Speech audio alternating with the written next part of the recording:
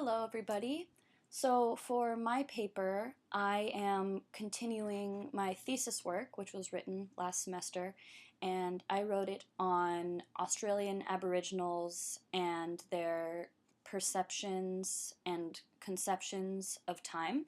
So I used the Aboriginal Australian cosmology known as the Dreamtime, along with the Anthropology of time, in order to investigate Western biases of cultural translation, or basically, can we fully understand another culture?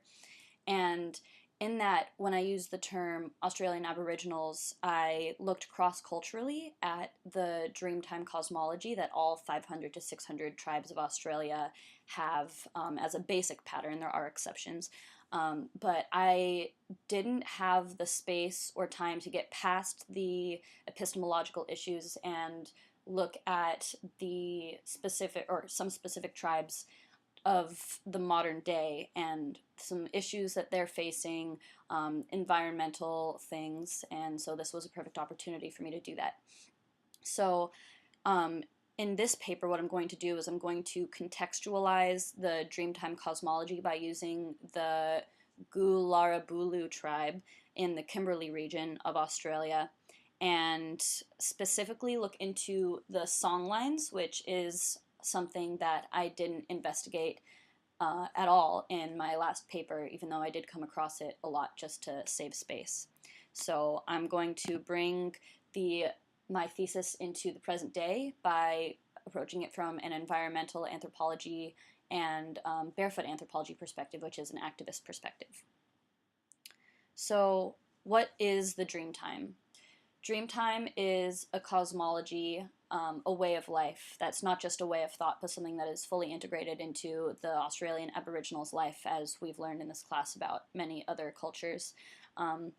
Basically, their creation myth, this is a basic pattern through most Aboriginal tribes, is that there was a time before time, and during this time, located outside of time, there were ancestral beings that interacted and dreamed the world into existence. And through every dream and through every action, a physical place or landscape or landmark would appear. And at the end of this period of time, the bodies of the ancestral beings laid to rest in this world, our world, and became actual landforms, such as this mountain is a specific bird, and this river is the body of the rainbow serpent or a snake, etc. So basically, that's a way of saying that the ancestral beings are the land. They are inseparable. And because these ancestral beings are related to the Australian Aboriginals, the Aboriginals themselves are a part of the land, and this is going to be very important when we're looking at songlines. So the paths that the ancestral beings traveled are the songlines themselves. And songlines are found in most Aboriginal cultures. This is also a pattern. And they are actual routes in the physical landscape around Australia that are traversed, and there are specific constellation points where rituals are performed, certain songs are sung, etc., that have been in these cultures from either time immemorial or sometimes centuries, depending on how back the history of the tribe goes. And by walking the same footprints and singing the same songs and performing the same rituals as all their ancestors, the Aborigines believe that they are reenacting the creation myth, reenacting the actual physical creation of this world. So that is to say that if these rituals were no longer held, then the Aboriginals would believe that the physical landscape would cease to exist. And in many ways, this is what's happening, because if the Aboriginal people are removed from their land or removed from their culture or unable to steward the land as they have because they view it as an extension of themselves, then the land itself is exploited basically by developmental powers. And this is exactly the struggle that the Goolarabooloo are facing in the Kimberley region of Australia. They are specifically on the west coast, and the area is the Dampier Peninsula. And the Goolarabooloo tribe has a specific name for their songline trail, which is Lurujari Heritage Trail. And this name was given to it specifically in 1979, and it was set up so that the indigenous people of this tribe could continue to reenact the song lines in a way that could be recognized by the larger community. And in this culture, the general anthropological term song lines are known as song cycles, and I got this information from the Goolarabooloo website. And I really like this because instead of song line, which sounds very linear, song cycles implies a cyclical nature, or something that's repeated over generations.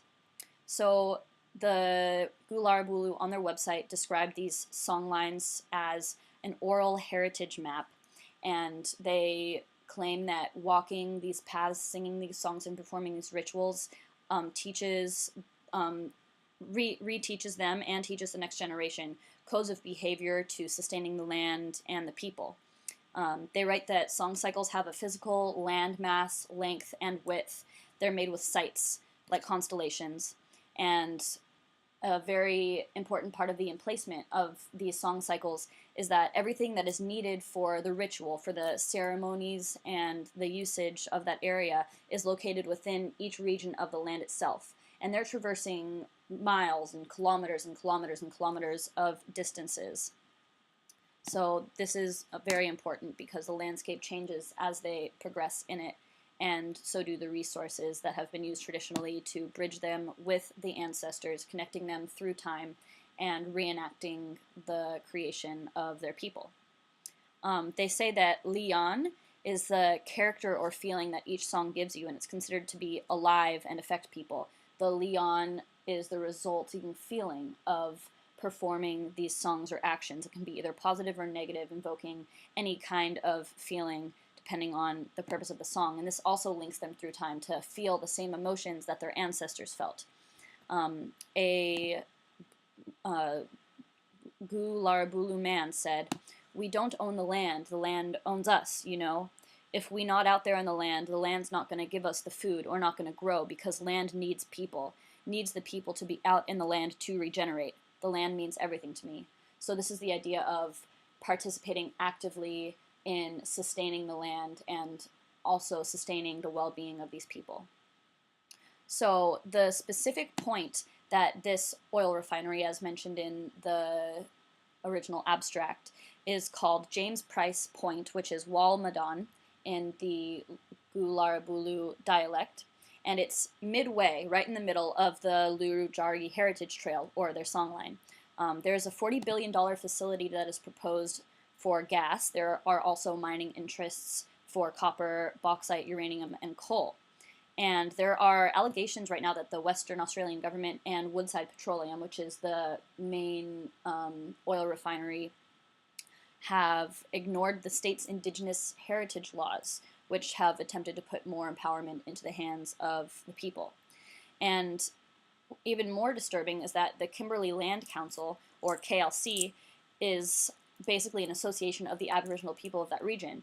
And it said that some in this organization have partnered up with Woodside Petroleum. So they're basically fighting against their own people, and there may be bribery or any other thing happening there. This area is not only important for the culture and for the environment, but more specifically, it is a nearby humpback whale migration zone, and if the oil refinery were to be built, then that would be greatly tampered with. It would pollute the waters, it would pollute the whales, change their migration, and basically mess a lot of stuff up for them. There are fossilized dinosaur footprints all over the beaches. There are endangered species such as bilbies that have been found to be burrowing in the sand. And it's said that there would be clouds of poisonous gas that would then be distributed and cover all the plants, oceans, and animals in that region, thus obviously creating extreme environmental degradation. Interestingly, this area the wildlife in this area is what fuels tourism.